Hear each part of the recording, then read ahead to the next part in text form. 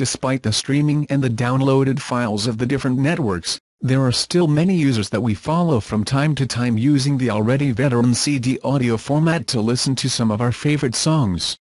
That's why brands like McIntosh want to tempt us with equipment like the MCT500 that they have recently presented, targeting hi-fi enthusiasts with large budgets. It is basically a classic type CD player, although with some new trick, which does not have internet connectivity or ability to play from the local network or comes with serial amplifier. It is, as we said, a CD player super vitaminato.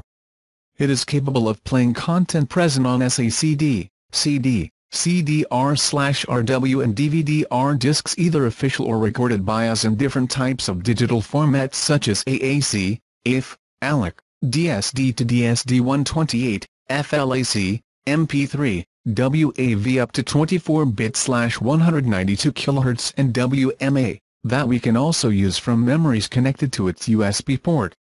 In the back of the team we find the limited connectivity options that will be limited to take the digital audio signal directly to a receiver or external amplifier. Of course the brand I recommend using their own, but it serves any. There is an optical, another coax, a balanced XLR and another proprietary MCT.